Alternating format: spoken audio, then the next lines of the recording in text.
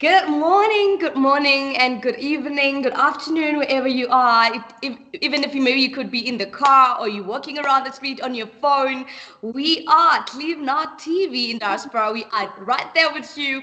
Today, I'm in a respect mode because I'm with the honorables. So I don't know, but then the way I am right now, I'm kind of shaky. But when you respect, even the tone changes. I'm with the three men who are very much honorable. I don't even want to bite my tongue, but let me try this. I have Dr. Obasikola. I have Councillor Lambe. I have President Azenteking. Is it fine? Is it the right way? I don't want to bite my tongue. You Can haven't you haven't done too badly, sister. I'm not bad. But then again, even if I tried, I need you to introduce yourself to the continent. Can you please introduce yourselves? Maybe better than me. Okay, thank you. Okay, my name is Dr. Bashir Obashikola. I'm the Continental Chairman of Nigerians in Diaspora Europe. So happy to be here and Yes. compliment of the season to everyone. My name is Councillor Sonny Lambe. I'm a councillor in the UK. Happy to meet you. Thank you. Likewise. Firstly, I would like to say compliment season to one of us. Only Ben Anyibe. I'm a business consultant, business education consultant, as well as the president of NADO Turkey. It's good to be here, and I'm glad to meet all of us. Those I'm meeting for the first time. So, No, I'm so happy. I'm so happy to be having you, and I'm also honored to be having you. So don't mind me being shaky a bit because I think my tone today is kind of different because I'm kind of trying to be in a respect mode. So I don't know. When you respect, even the tone has to kind of be polished. So I'm trying to polish my tone right now with you. As we are going to be talking about the future of Africa, as you know, sirs, that we're going to talk about the future of Africa. You're going to be telling the world, or maybe let me say the continent, a lot about the things that they don't know. There have been summits going around these days, as you know. Summits have been going on trying to fix whatever that needs fixing. But you are going to tell us, what is it that needs to be fixed? What is it that people have to hear? First of all, I want to start with you, Councillor Lambert, because you're doing a lot of things, and what you're doing, you are all about fixing even more than the other guys. So since you're the fixer, could you please tell us about the future? What do you see? But then first of all, I would like us to first start with democracy. Democracy, as we all know, that we claim to be in democracy. So let's start with democracy. What do you think about the democracy that we're in, that we're claiming to be in? Thank you very much. Once again, it's a great pleasure to be part of this this forum and to have this discussion.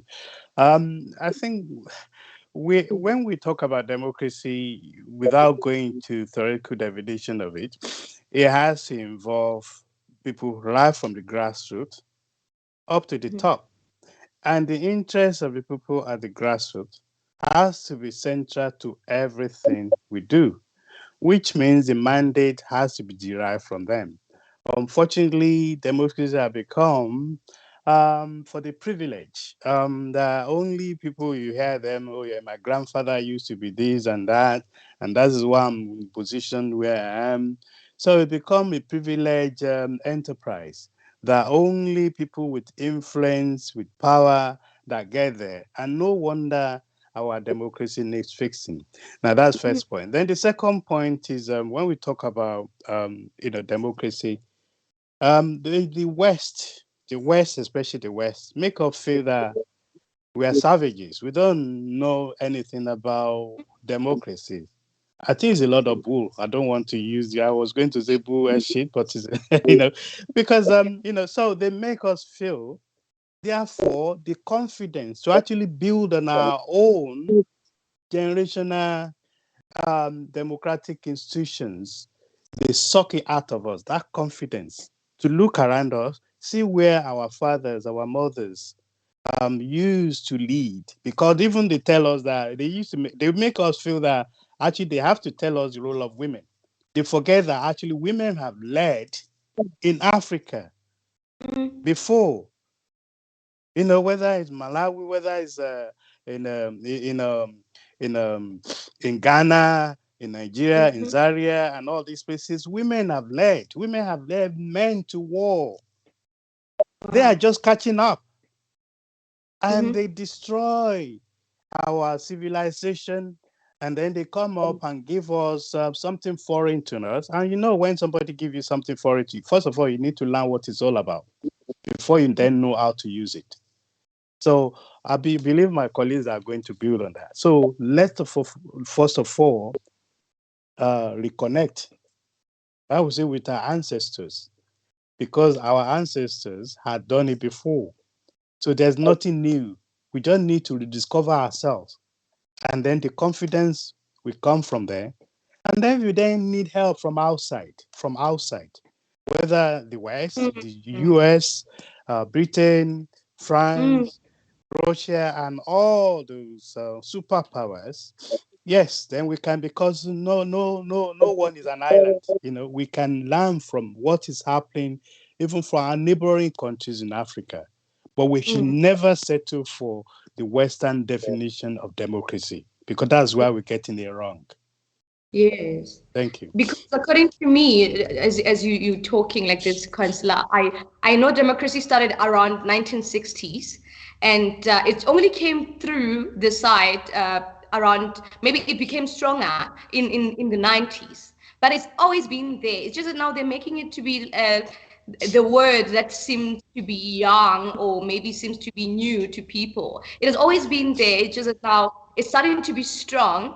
And then the Western are coming, they're making it look like it's a new word. Actually, it's a word that has always been there. Actually, our own, I'm sorry to say this, our own Yoruba land, where I come from, didn't start in the 60s. Yoruba democracy is thousands of years old. Yes. Even before the British knew which part of the world Africa is, or Yoruba lands, or Nigeria is. It's a fact. So don't let them, they may deceive their own people, not us. So if the information is out there to the public, there's nothing for Black people to be ashamed of. I repeat, there's nothing to be ashamed of. However, because of the privileged elite that lead us, and they've been blinded by bribes, by handouts, and they make people believe that we are savages. We don't even have history. No, nothing. Yes. So therefore, we are the mercy of the West. No, we are not. They need us, and we need everything to be thriving democracy, civilization. We've always been. Don't forget, we never colonized Europe. We never enslaved Europe. It's the other way around. It's about time we took back the control of our destiny as a people. Dr. Bashir, what can you tell us? What can you say about democracy that we have now, that they claim to be democracy? Is it really democracy? Thank you very much. Democracy is, although it has its basic understanding, which is democracy, they say government of the people, by the people, for the people. What does that mean? That it means inclusiveness, that is people taking part in deciding who leads them, and to what tenure, to what extent, their rights and privileges are being surrendered to a particular either person or group of persons who lead. That is the basic of a democracy. But every country has its own peculiarities. And I think that's what Councillor Lambert was trying to say, that Africa has its own way of democracy or practicing democracy, which is historical. We also have it, even though, yes, we have what we call kingship, that is monarch system of government, where somebody inherits an office and leads because of that, or becomes chiefs and or leaders in particular areas or particular town. But nevertheless, there are checks and balances that actually control that system. Because I remember because if we make reference to our localities, even kings, even though they say you are irreproachable, that is, nobody queries or questions you, but there is this system of query whereby if a king or queen, does something wrong, he has, what are the process of discipline, to the extent of even death or going on exile. These are, things that, make our type of democracy those days unique. That is combination of monarch with the involvement of people, taking decisions on certain things. So that is, I think, that is what we in current Africa set up. Even though, of course, colonization has mixed a lot of things together. That is, we're borrowing from outside. We're trying to, within that borrow, trying to bring it into our own way of thinking, to make sure that we have a democracy that will still involve people's, interests, people's, rights and privileges, which are being given to the true voting system. That's what it is now becoming. But I think one thing is very important is that Africa should not be ashamed that it has its own peculiar way of democracy.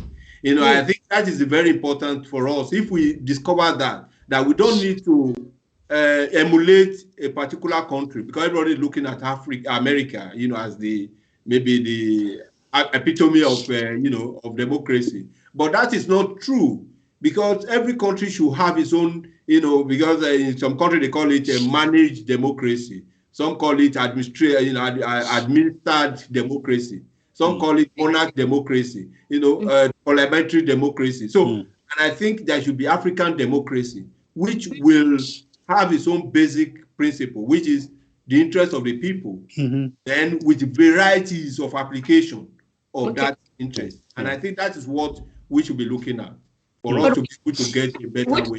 Would you say, I'm sorry to interject, would you say our leaders probably are the ones that messed up the name democracy, or maybe took advantage of democracy and also managing it not in the right way, like wrongly, if I were to just put it straight?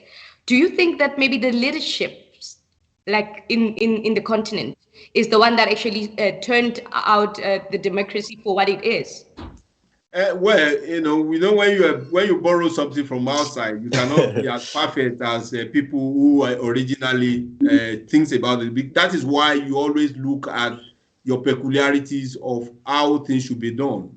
The elites in Africa are yet to realize that, or majority of them are yet to. Although in the early years of independence, there were some African leaders who wanted to Africanize democracy. Actually, they were not allowed to do that. Some of them were killed. Some of them were overturned by military coups and here and there. And as a result, there was that scare of any elite trying to change the status quo. So you were asked to practice the way it was given to you. You don't need to think about it. You don't even to say, okay, let me, acclimatize it. If I use that word, acclimatize, bring it closer to the way your people think. And I think that is what the elites of Africa are yet to discover. And it shows in many areas that we're still lost between the what we are as an African and what the West, or maybe the colonizer, wants us to be. So we're in the midst of it, and sometimes we turn to this right and we get it wrong. We turn to this left, we get it wrong. Sometimes, okay, where do we belong? How do we think about ourselves and make it unique? And make us something that our people will benefit from, and not democracy of the privilege, because it has become democracy of privilege, just like Councillor said, of the few people who are privileged to have, maybe because their parents were former, this and that with the colonial masters, and as a result, they now inherited that system, or because they become rich, and as a result, they are now privileged to have that, opportunity of, of money. So that's as a result, we are in the midst of it. So, and I think it is very important that the elites of today, especially those of us in the diaspora, who have now understood that there are different varieties of democracy, and there is need for us to blend them properly in such a way that it will really benefit the majority of the people and not the privileged ones. And I think that is very important for us as Africans to realize. Absolutely. President Anyaibe, I want to talk to you just before the break. Just what can you say about democracy? We're going to have a short break after you speak. What do you think about this democracy that we are on right now? Thank you very much for this opportunity. And I want to thank my counterparts who have made very good submissions on this issue. But let me just say this before I give my answer. I think we are in what I may term a contemporary era where things are no longer going to be as it were in the past, or as it was passed on to our so-called leaders. The time we are in is, we cannot go back to the old completely, and we may not need to, practice everything about what we were handed over to. Having said that, also, I agree with my colleagues. I think both systems of what we had in the past and what we have now can work to our favor. So I'm glad we pointed out about, if we look at the old system, you see it was kind of individual centered. If I'm talking about Nigeria, whether Yoruba or Hausa or Igbo, it was more like glorifying a particular personality, and everything revolved around them.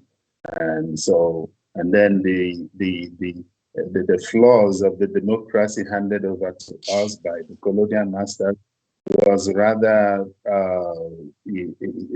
it wasn't done with a clean mind, because what we have today is more of, selected people to serve the interest of those we refer to as colonial masters.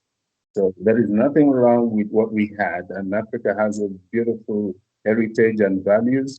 But I think today we should centralize our democracy to something that will be people-oriented, people-focused, and which is lacking. So you sometimes maybe they get it right on paper in their manifestos, but I think they are not implementing it because somewhere, somehow, the process that brought them to power was flawed, was overly influenced, maybe by outside and forces within. So it does not give the expected result. So in my own view, I think we can borrow the best from both, what we had before the colonial masters came to different parts of Africa, as well as, borrow is good from the Western democracy, because whether you like it or not, you cannot really mentally reshape people to, how life used to be. But we can, because if you look at even Western democracy, it is people-centered. There's a lot of public welfare infused in their democracy. But the influences we have, one of the things that has been making our democracy not work is lack of patriotism. So patriotism is lacking both among the populace and among the so-called leadership. And then you have leaders who have no interest at all in making impactful changes to better the life of their people. So they are all over Africa, whether those who are in power for over 40 years, or those who are, killing their way into power, or those who are being sought to serve the interests of the West. So they are all over them. So the one thing that unites them is they're not interested in developing the life of the people, or even improving their lives to become like them. So most leaders do not lead, to produce their kind, or to raise someone that will, leave a legacy that someone can follow. So I think if we are patriotic enough, we can, explore the African heritage to our,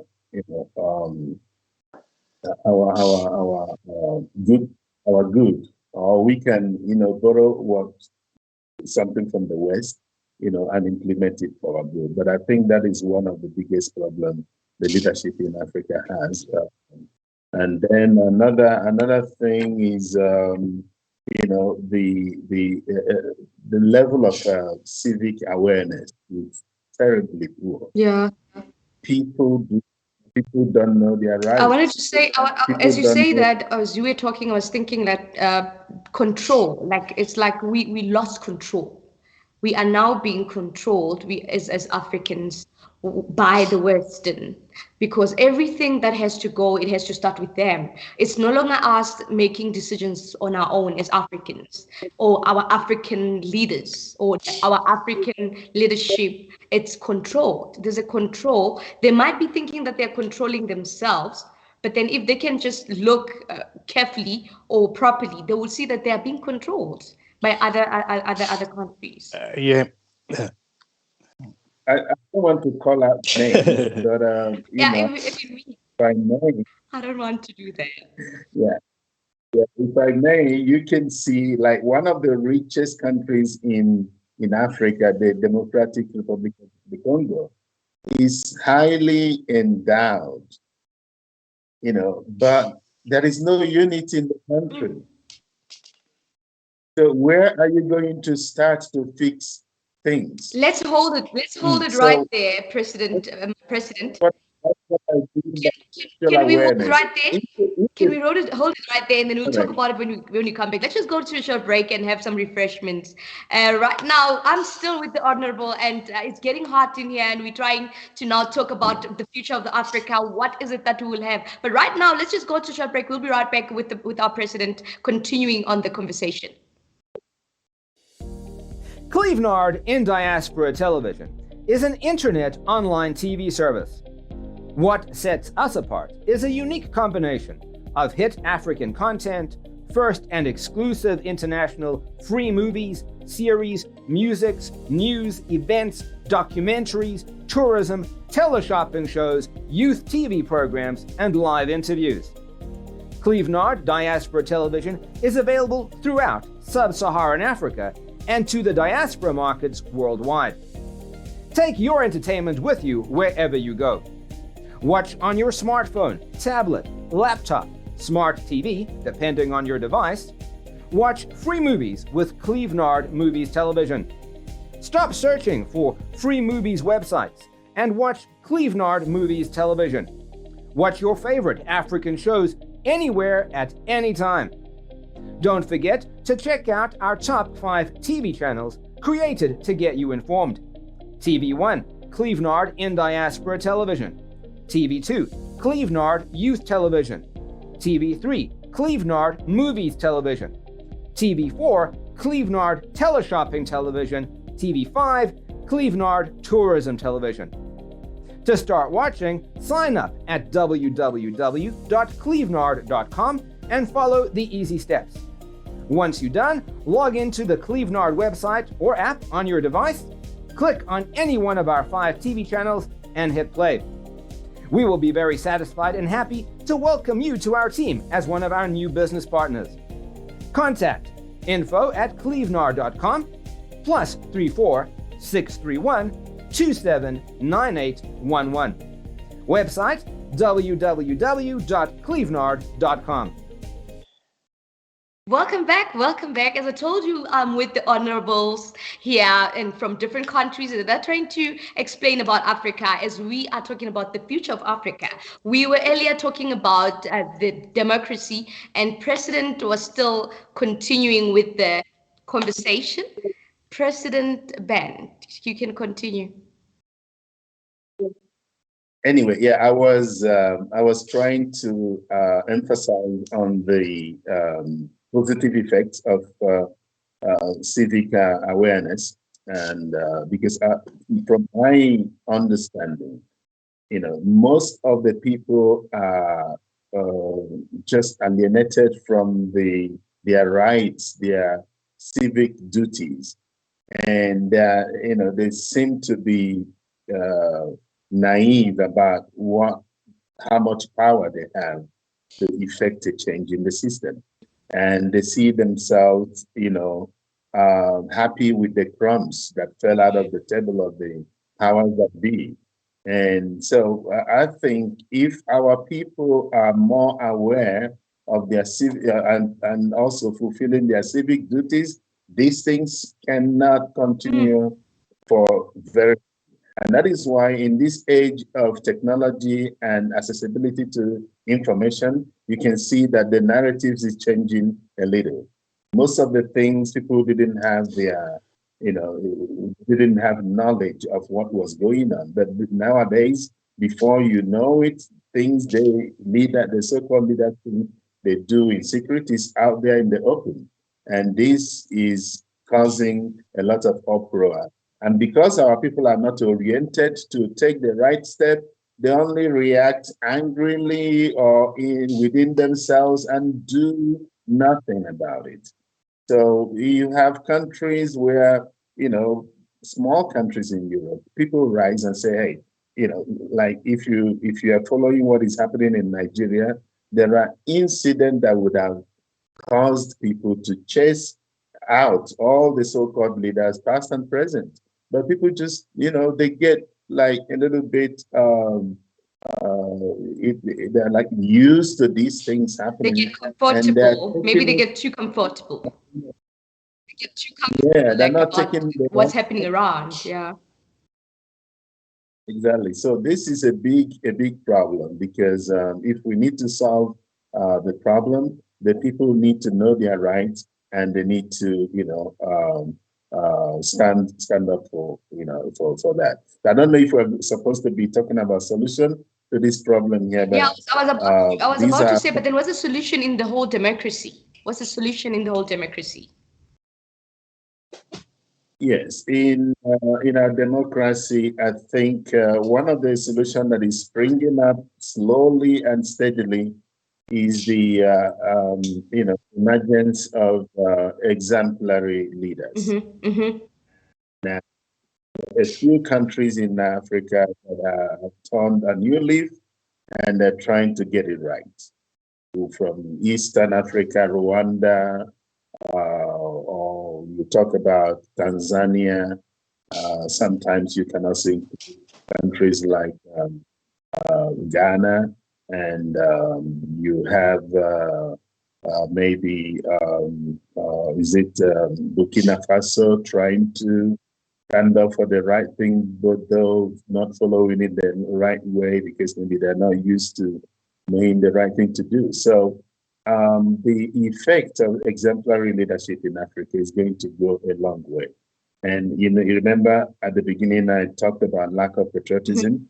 So some of these leaders that I imagine now are people who know the tricks of the Western world, and those who are also patriotic enough, and they're not self-serving.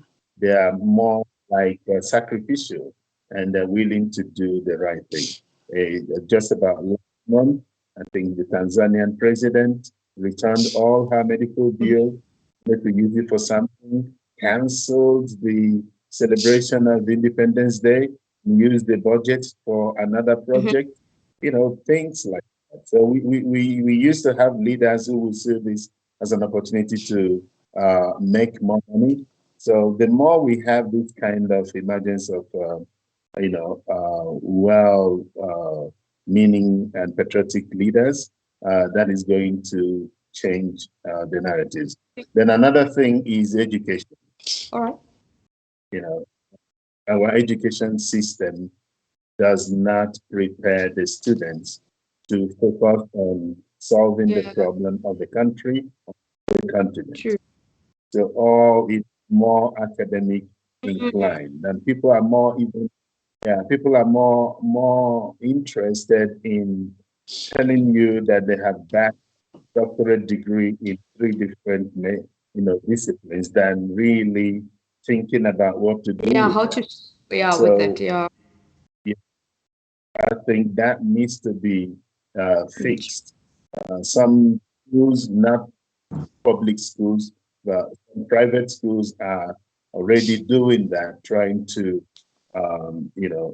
teach or bring up the children to look inwards and Teach them about reality. To put, yes, solutions. solution, yeah. And then, Councillor, So, okay.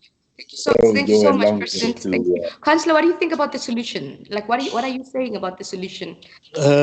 Yeah, I mean, I can understand most of the, I can identify with most of the suggestions made by my dear brother from Turkey. However, I think we need to go back to the drawing board because we've been sucked into these foreign Western bubbles that we think everything foreign, everything Western is best for us. No, it's not. Democracy was never new to Africans. Yeah. I gave the example of the Yoruba.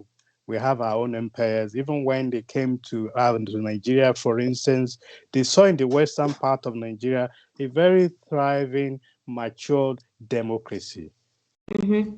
Even they tried to protect it to some degree.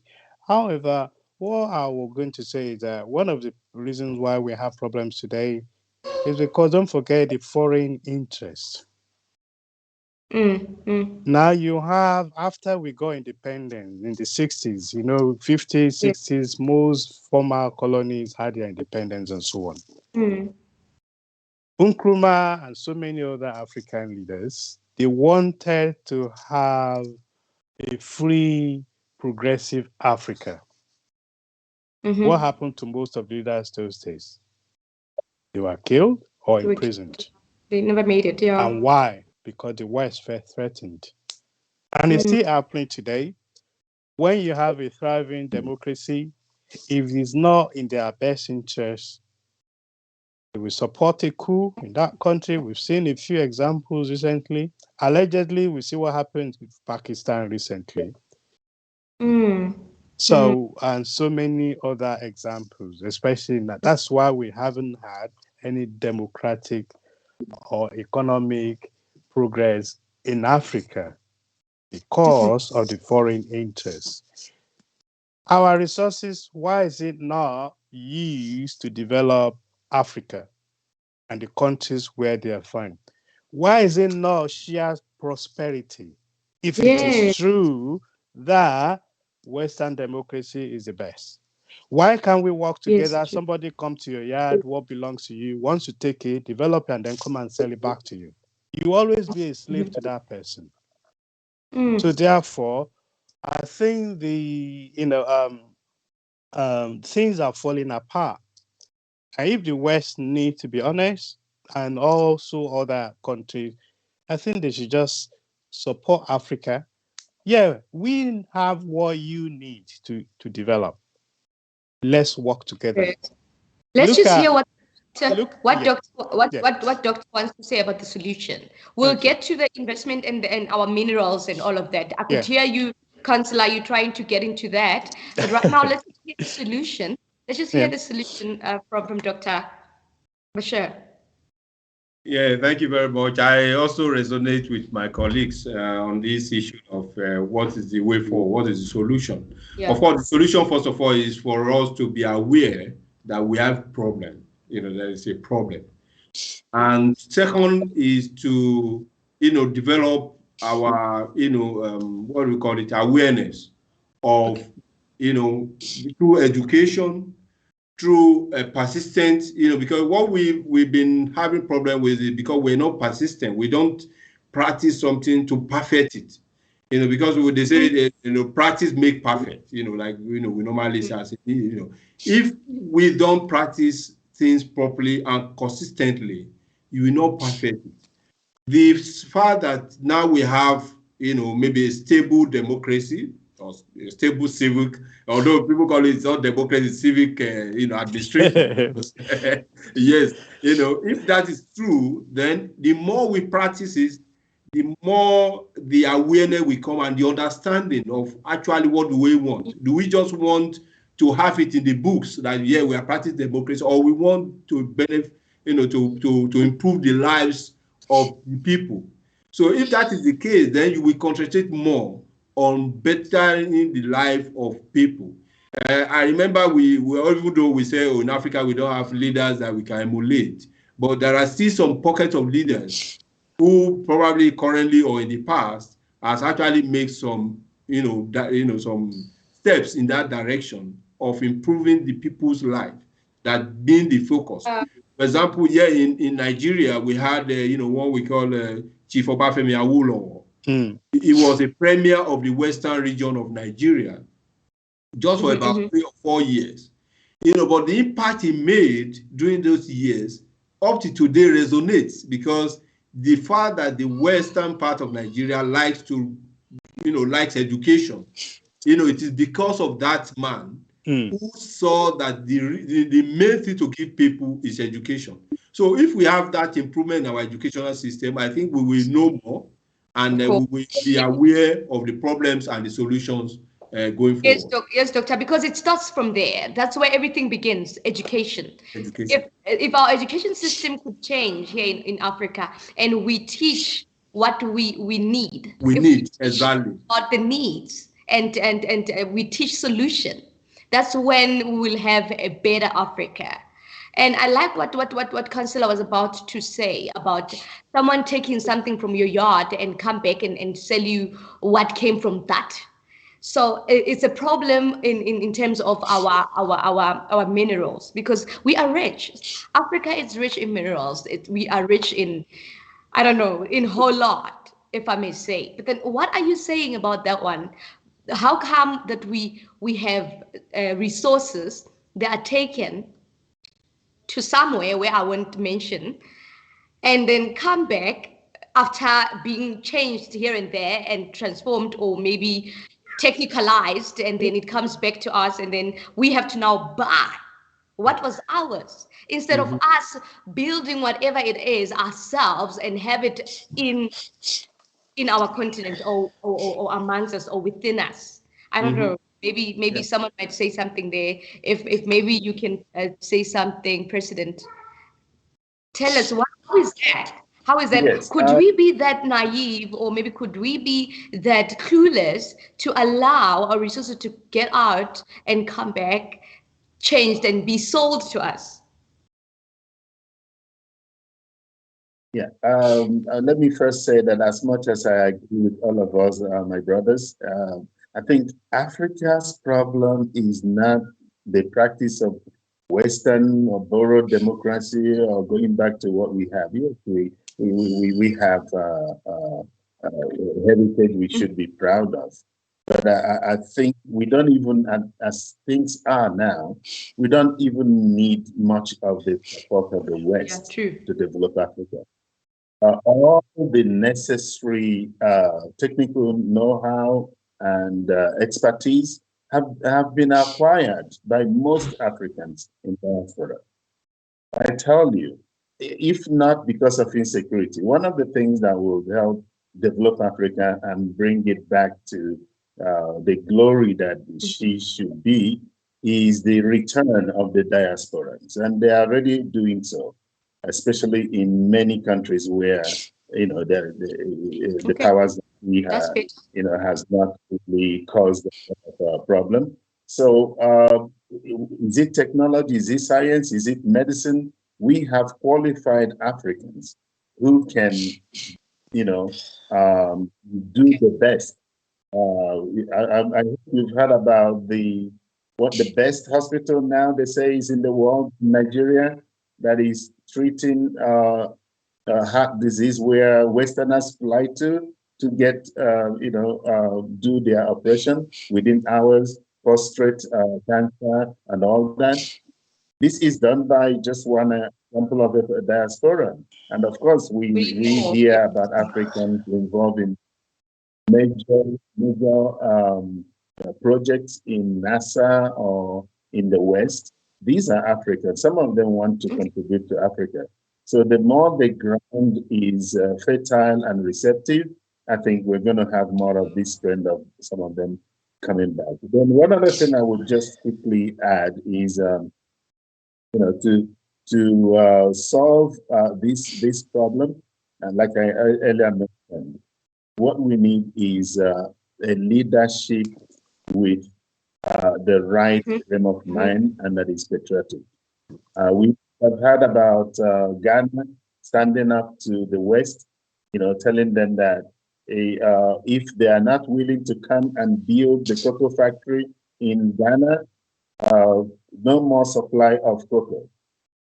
And they are standing on that, and he's working seriously on that because they were giving him peanuts and he refused to sign the deal. Positive and one. Now he's demanding that the factory be built and everything be done in Africa. Otherwise, they should forget about it. So if we have people who can stand up these hours, with the support of their people, and even Africans have acquired the skill to process cocoa and even make chocolate. Yeah. So it's just the lack of the right leadership to take this initiative and stand by it. I think that's what we are lacking. And the more we have them, the more. Councillor, what's your take on that? I think I totally agree with most of the points made by my brother. I think we've been saying, similar things. I just want to go back to the issue of leadership. We've never lacked good leaders. Okay. And I'm going to tell you that. However, because unfortunately, it's only those influential ones, those who have connections, money to get there. So how the process of getting people to the top, we need to look at that. Is it because my grandfather used to be prime minister or minister of this, or find a better process that is indigenous to us, that will make somebody, a taxi driver's son or daughter, become a leader because he or she has what it takes to lead. Yeah, true. Unfortunately, coming back to what I said earlier, in the past, it doesn't matter whether you are the best thing that's ever happened before Christmas. As long as you are connected to somebody or the Western interest is going to be kept intact, forget it. Professor Obashekola gave the example of Awolowo. We are the product of that. We came through that system. The man was only there for a while. Nigeria, Western Nigeria had television before even France. Television. You can imagine where we are now. Yeah. And why is the president Nigeria never had? And why didn't he become a president? Because some people call him communist. Let's call a spade a spade. So these are the issues Africa is facing because of Western interests. And that's why I said earlier, we're not against sharing our resources. But you can't come to my home and take over everything and then sell it back to me. That is not going to work anymore. This is 21st century. We want to share, but share with us as equal. So it's partnership of equals. And funny enough, I've been saying this since the 90s when I did a proposal on African Common Market by the year 2000. Now they want to teach over about economics. Now the principle of economics, the law of comparative advantage dictates that where there are more resources of such, abundance of resources and so on, manufacturing factories should be set up there. Why are they not practicing what they preach? We have cheap labor in Africa. We have all the resources. How come the factories are not set up there? And then we ship it to them so that they can enjoy a good life. So it's not about Black African interest, anything they do. I'm sorry. I've been around long enough with my eyes open, my mind's open, giving them benefit to think they care. They don't give a damn about us. Look how many Africans die in the deserts trying to flee their countries where the resources are in abundance. Why can't they bring the factory over there, create employment opportunities there, and then even their people can come to Africa and work. Exactly. So that the prosperity is shared. But no, some people want to continue to be the masters while the rest of us continue to be slaves. No, this is 21st century. Let's call a spade a It must spade. stop. Yes, it must end. And then, Dr. Bashir, what are you saying about it? Just shortly before the short break. All right. Thank you very much. I think my colleagues are doing a fantastic.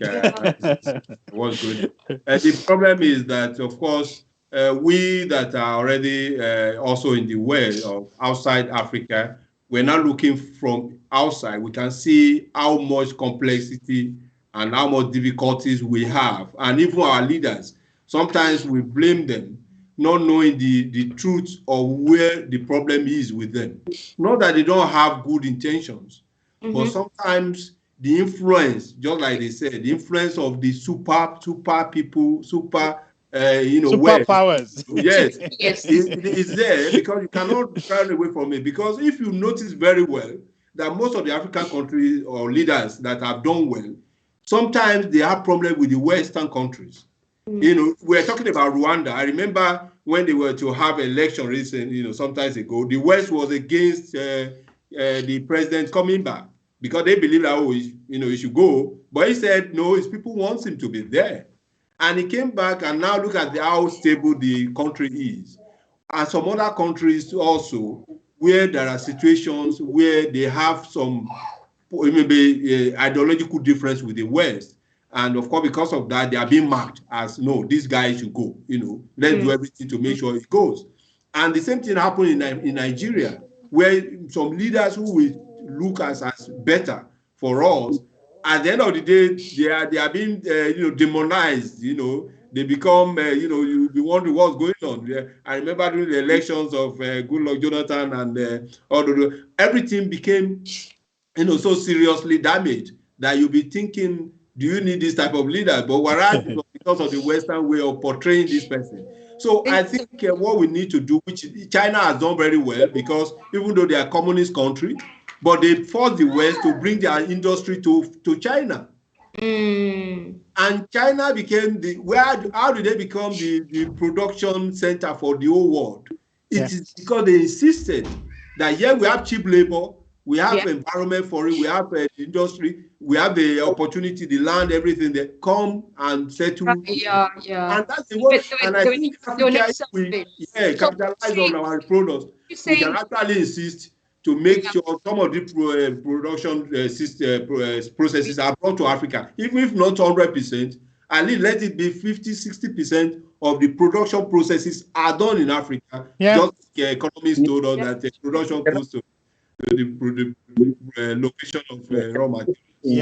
Let's just go to the short break. But then what you're saying, Doctor, I understand, because we need to also be in control ourselves with our things, like our resources. We need to be able to say, this is what should happen in our country or in our continent, since we're talking about Africa today, because we mostly are having the common problem. So we are being exploited every day. Why do you think there's war? There's war going on in every part of Africa where there are resources. Because they know when you are fighting, you haven't got time to develop. Like Congo is having. That note also, I think that we have to have power. We have to stand up and step our foot down to say, this is how we want it to be done, and this is what should happen. We also have the resources, and they are our own. So we have to have rules, or we have to have control over our own resources. Let's just go to the short break, and we'll be right back as we are continuing. Cleve Nord TV in diaspora. It's getting very serious. It's getting very hot in here. We are talking Africa, and we are talking the future of Africa. We'll be right back. In the 21st century's technological advancement, we all seek opportunities to move and network with the emerging space. Introducing Cleve Nord blog and event posting.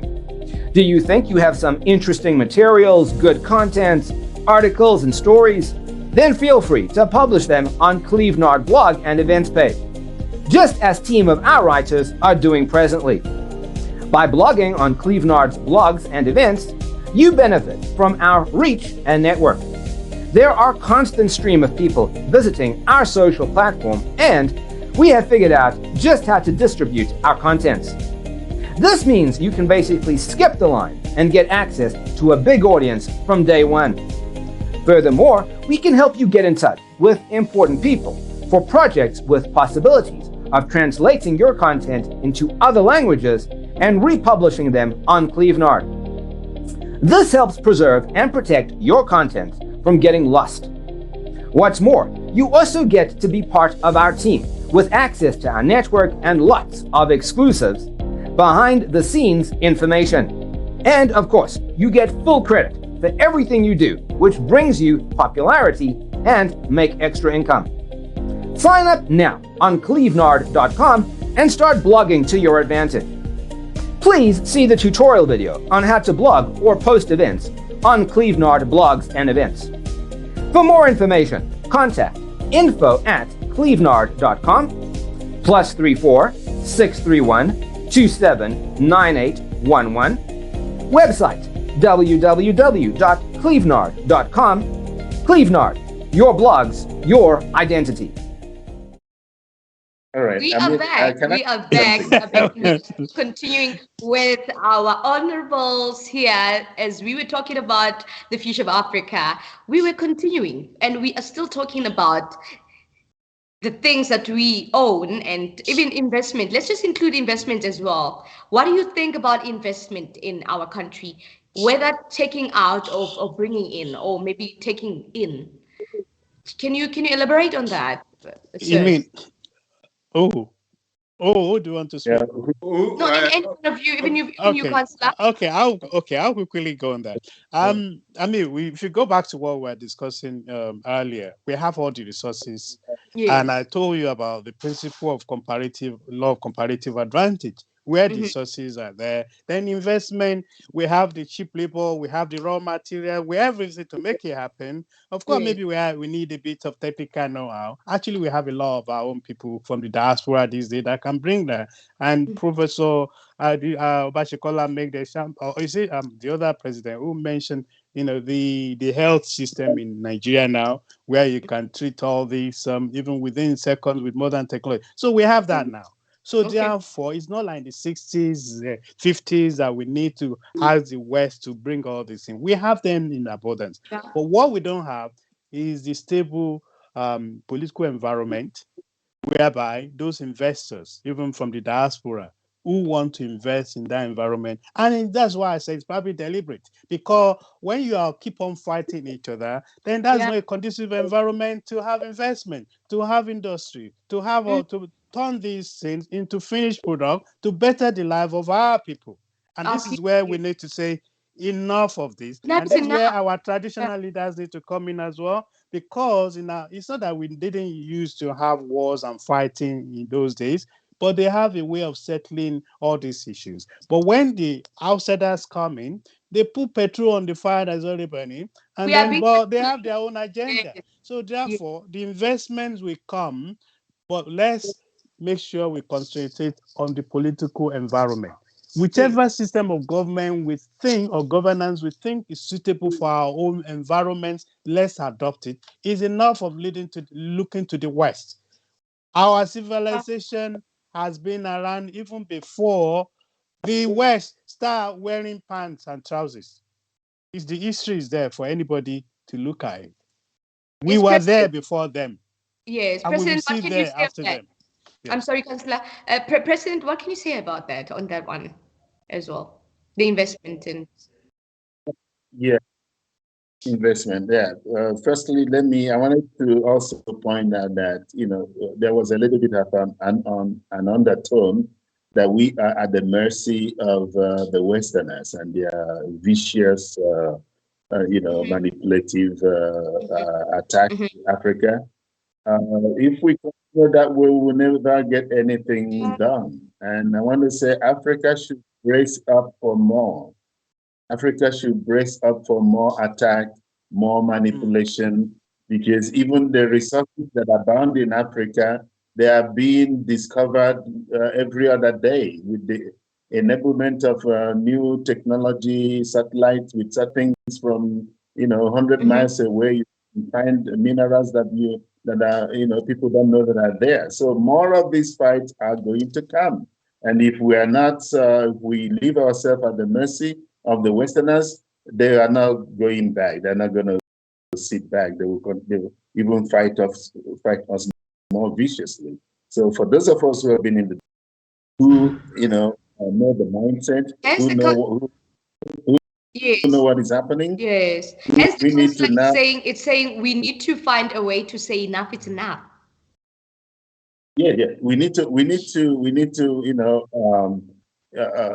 kind of rewrite this narrative and even contribute to, making things go the right way. And that was what I mean when I was talking about awareness.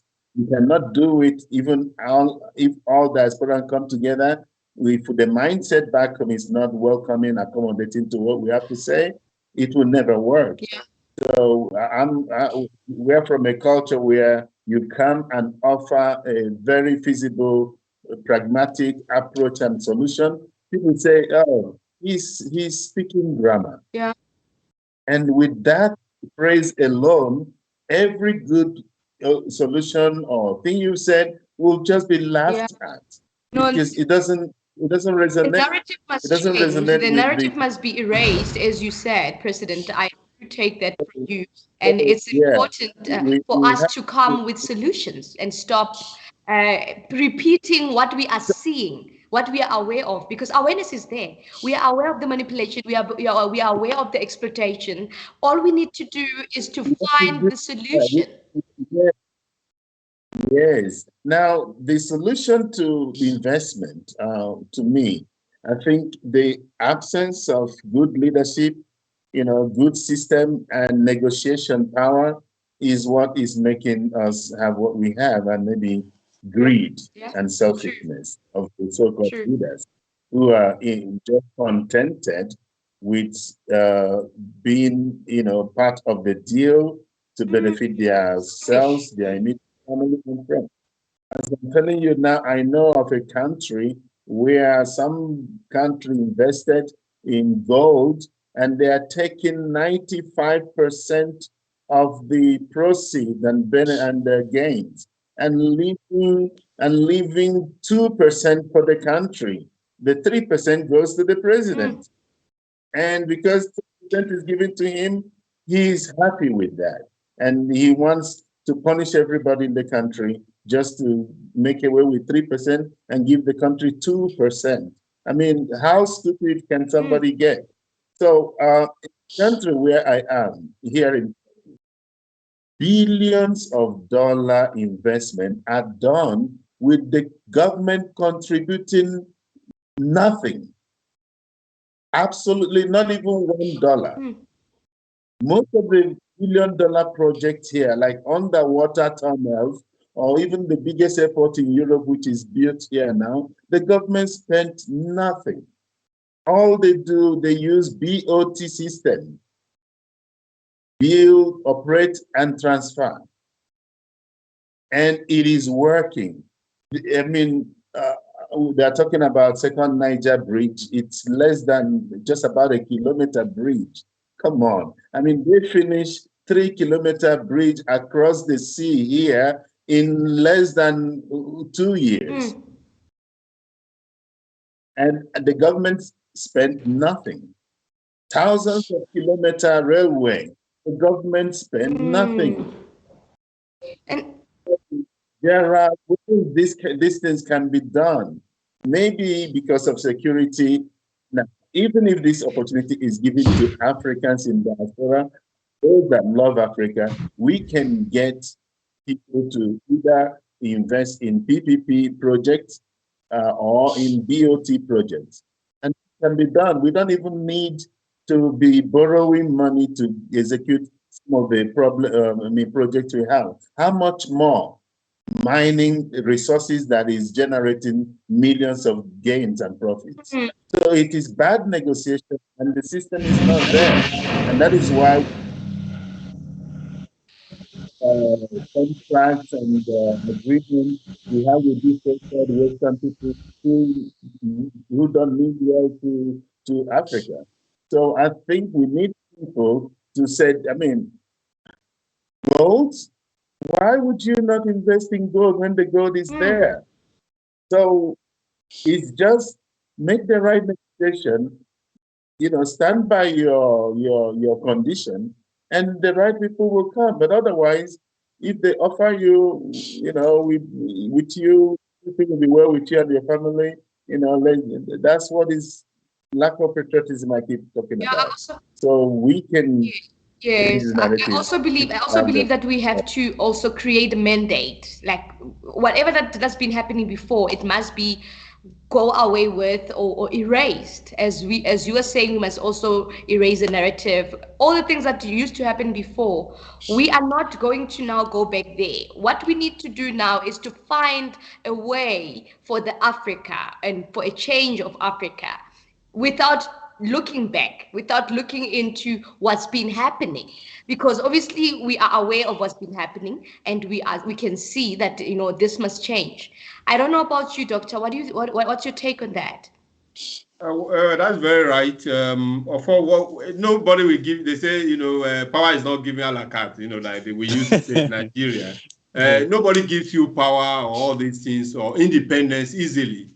You need to be able to fight and stand for what you believe in. And I think that has been the problem with Africa is we lack that will to stand by what we see as a very good thing for ourselves. The West, yes, they are, of course, once in a while they show certain mercy, if I can use the mercy that, okay, Africa needs this, Africa needs that, but we need to be persistent. We should have the foundation, that we always stand for. Asian countries have shown us that you can break away from the enormous influence. Everybody knows it, that the enormous influence of the developed world, we used to call it the former colonial masters. They built the system in such a way that you still depend on them. So we need to be able to persistently and gradually break away from this dependency that we have on them, even technological wise. Thank God that we have the diasporans who are now acquire knowledge and acquire experience from the system. We need to take, the technology back home. We need to, that's why, one of the principles and one of the goals of Nigerians in Diaspora Organization, with the leadership I am, it is the transfer of knowledge, the transfer of that know-how. Yes. We need to be able to do that. And for us to be able to effectively do that, of course, we need a good government at home that is accommodating, that is, providing the enabling environment. And that is why we are also interested in seeing, good things happening in our continent, that we should be able to bring in some of this knowledge and be able to establish it in Africa so that we can be independent, truly, economically. Yes, so fully as well. You must be able to stand, for your rights when you are strong. And because we are still very weak, that is why some of these things are eluding us, even though we are aware, just like you said, we are aware of some of these problems we are having, but we cannot break away from it because we are too dependent on these people. I know, if you look at what is happening now in the world, Russia, all these countries, but Russia is able to stand as, otherwise, if it is an African country, I don't think it will survive 3 days with all the enormity of what is being put on it now. But because you have certain level of, your foundation is strong, you're able to stand to a certain extent. And I think Africa should be able to stand with good leadership, with persistency, with continuity of this principle of technological development.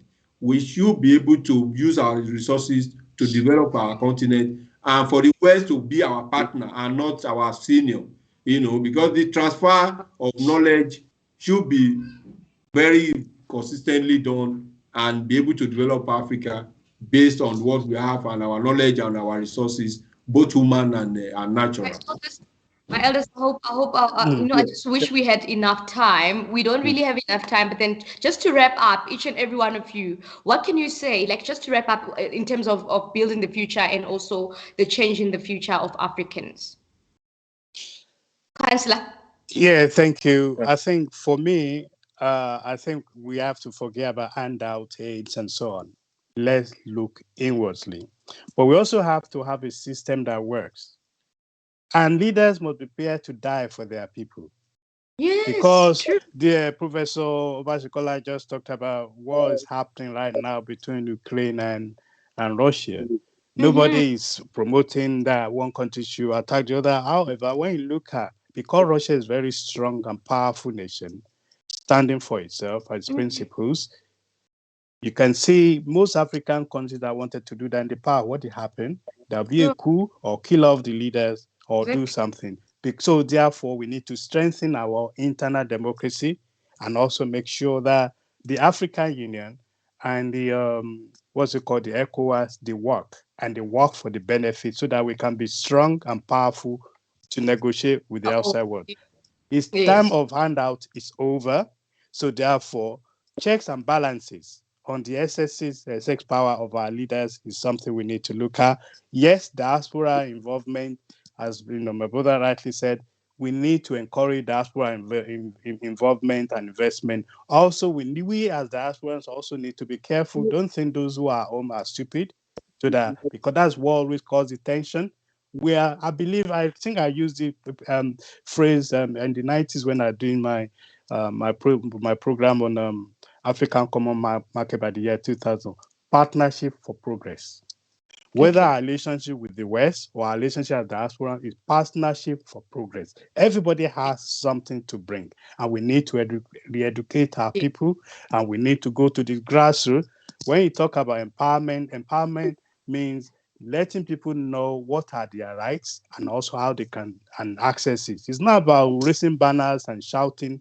There are processes for everything. So I don't want to. I know you want to finish now. So yes, thank you, Councillor Lambe. Thank you so much, President Anyarube. What are you saying about the whole thing? All right. Let me start with this heartwarming good news. If you have noticed, there is a revolution in agriculture going on in Africa. And it is really heartwarming. Many countries in Africa are waking up to the, to the benefits of investing in agriculture. And I am heavily involved in this. I am the director of investment and management for an agricultural project called Green Lebanon Initiative. God willing, next year we will start one in Nigeria. So because our people are hungry, and it is very easy to manipulate on a hungry person what we're having. So I think this program is a little bit of a social investment as well to empower the people and also feed them. So I think the more this is happening, the more we'll have Africans that can at least they're sure of their family and their stomach, and then they can add their voice and they can even stand up to maybe anything that doesn't go well. And secondly, education. We need to, maybe our generation has failed, but let's concentrate on the upcoming generation. Give them the right education that will value the heritage and value of Africa and make them to look inwards. Then another thing I would want to use this platform to do is, to call on the diasporans. Diaspora, go home and, I don't mean like pack and go. Let your impact of your of the knowledge and expertise you've acquired, use it to develop your village, your town. Forget about the whole country. Start somewhere.